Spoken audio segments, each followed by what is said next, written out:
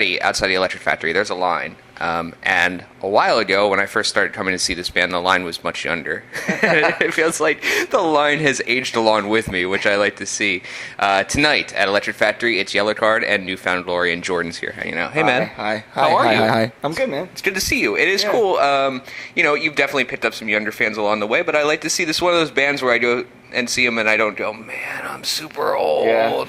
Yeah. I think it's cool. Like, maybe you're seeing a lot of the older people, but we do still have a very big mix of young and old, like older. Not old, but, young kids and old kids, which is cool. I think that's what keeps us relevant is, like, your older brothers and sisters telling their siblings about us and keeping it going, Well, it is cool. I mean, so it feels like the past couple of years we've lived through all that stuff that I was really into when I was in high school. It feels like the past 3 years has all come back in a big way. Like all those bands, like, you guys and Yellowcard and Finch, and I know you're buddies with him, and like everybody's kind of come back in a big way, but it doesn't feel like Newfound Glory ever really went away. I mean, you guys are playing AP Awards just like last month and doing new stuff with Haley, and that's cool. That's cool that you're still there, and that I imagine that does lead to a mix of a lot of different people. Yeah, I definitely think that helps for sure because,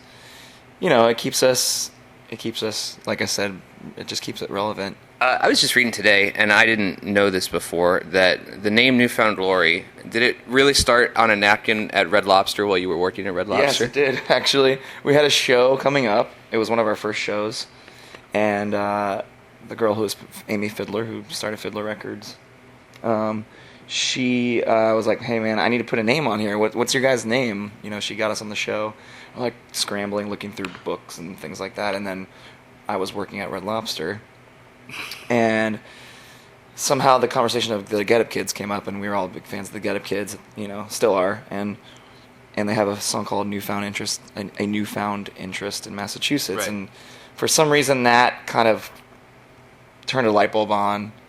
And then I drew like a flag burning, like on the piece of paper, or something, with like an anarchy sign, which is like, this was like before the band was what we are. What we were trying to like find out who we were. What's rock and roll? Burning flags and anarchy. Yeah, exactly. Go with it.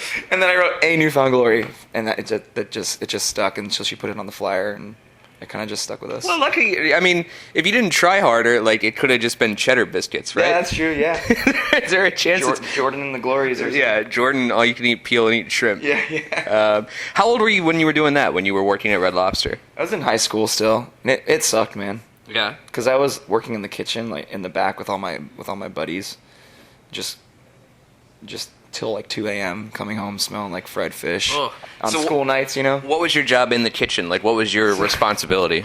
So I had to. I was the fry guy, so I did all the fried stuff, and I also had to throw all the crab legs and stuff in the steamers. So they'd call out, bag of snow! And I have to, catch the bag of snow and throw it in the steamer while I'm trying to, do all the fried food. So I don't eat seafood. What does that mean? Snow crab. Okay. Bag of snow.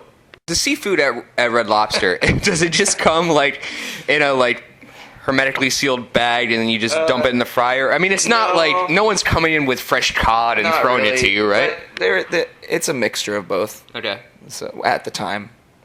Yeah. I bet this is more than you planned on talking about Red Lobster today. I didn't have my Red Lobster answers. It's I never racked my brain to think what I did, but no, it's more than I planned on it too. I also found out today that while other people are doing side projects in different bands, you are tattooing as a hobby. Yeah. How do you get into that? How did that even start? Is it just, hey, I have so many of these, why don't I start doing them? I was always interested in it, and I do a lot of art. I draw a lot, and I done t-shirt designs for bands and for us, and artwork for albums and things, and everyone, that was like the thing. Everyone was like, man, you should learn how to tattoo. And I was like, yeah, that might be fun. But I never had the chance to do it. And I became friends with, who's still a friend of mine, his name's Ian White, and he was on tour with Hawthorne Heights back in the day tattooing them, and I met him on Warped Tour, just in passing. And then when Bayside was on tour with us a few years back, he was tattooing those guys and riding with them for a little bit on their bus. Wait, so put time out, because I don't know. Bands will take their tattoo artists on the road with them? Yeah. Sometimes. What, just in case, boom, inspiration, I need a tattoo? The guy, he wants to hang out, and he's friends with the band. The band guys want to have him hang out and tattoo and stuff. Yeah, totally. couple days here and there. When you need that Cleveland tattoo right then and there. I'm not waiting on this one. Yeah. And so from him being on the road with Bayside and then them being on the road with us on the same tour, we got to talking, and I was like, man, I would love to learn how to tattoo. Like, I just don't have the chance. He's like, well, if you ever want to learn, hit me up. And so that's what I did.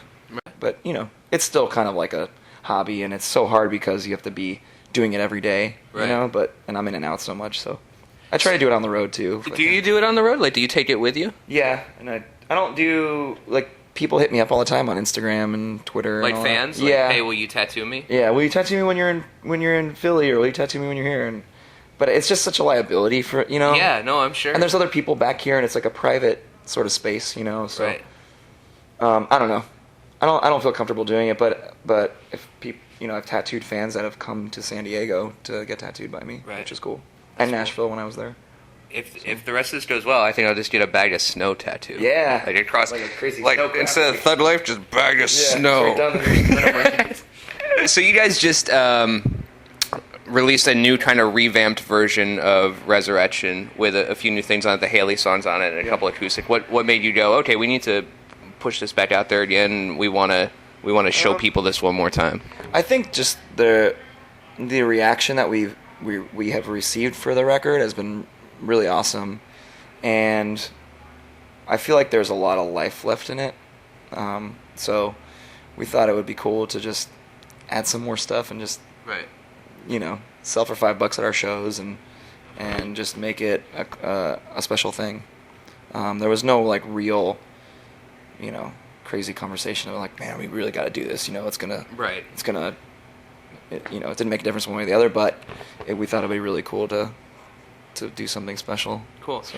You personally, I mean, you're at a point right now where you have 2 young sons. Yes. Is it? Yeah.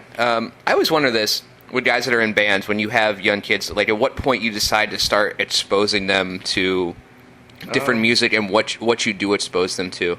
Yeah, I mean, my kids were coming to see us play when they were like babies, right. With the headphones on and everything. And they look so funny. They look like they're landing a jet. I mean, they don't know what's going on. Like, they just, I have one that's 5. He just turned 5, and I mean, he could care less about watching me play. It's more like coming here and eating Lucky Charms and me taking him to the Lego store or whatever. Like right.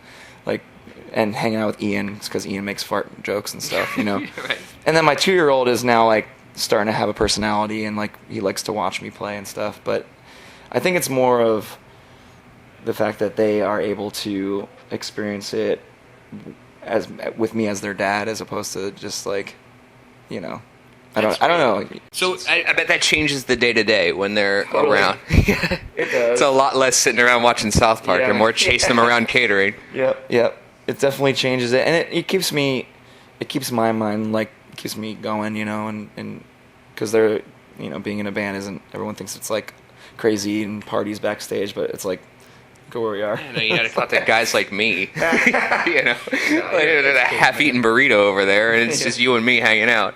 No, but I imagine, is there something to be said for that? Does that keep you sharper, the fact that you're engaging with child minds all day? Yeah, I think so. And I'm kind of a neurotic person, like, and a nervous person, especially when it comes to having to sing and play shows and stuff. So it definitely keeps my mind off focusing on the show all day. Like, oh man, am I going to remember the song that we didn't play in 2 years tonight, and that kind of stuff. Can I ask you? I mean, I feel like we're friends now, and you'll be honest with me about this. So, Newfound Glory and Blink kind of at the same time, like, hit like kind of that same stride at the same time. And you guys have been associated with Mark for a while. Like, he produced at least one of the records. Yeah, he did. Is Tom DeLonge crazy? I don't know. He could be crazy. He could be a virtuoso. Well, what's happening? because I mean, I just asked you because you run in that circle, kind of, sort of. Oh, I haven't seen Tom in a really long time. I've seen his wife more just because my wife was friends or whatever, same circle of friends and stuff. But I haven't seen him in a while. But I hear the stories and stuff. But it's like, I'm more of a person that I don't really like read that stuff and take it to heart, Right. So no, I get it, but it does feel like the gossip of it, I don't get into either. But when the rest of the band is like, we don't know what happened. Yeah. I don't know, man. I'm not trying to start a weird Blink-182 Newfound Glory war. It's just I figure if anyone that's a band that I really like a lot and care about a lot, and it sounds like he's gone crazy, and now he's just writing like spaceman fiction and doing other stuff. Like I'm confused by it. Yeah, I don't know what to say about him because I haven't talked to him in a long time. I haven't seen him in a while. So okay, we even live in the same city. So, but I never seen him. You guys should get together and talk about spacemen and snow crabs. Hey, I'm into that stuff. Well, like I am too. It's just weird. It's a different. I don't know. It confuses me. You know what we should do is, can you give me like a tattoo of Tom DeLonge eating a bag of snow crabs? That would actually be really awesome. Yeah. That'd be really fantastic. I don't think I want that permanently on me, but it's a good idea. Yeah. Maybe we can talk someone else into it. Tonight, Newfound Glory and Yellow Card here at Electric Factory. Jordan, thanks so much, man. Yeah, man. Thank you.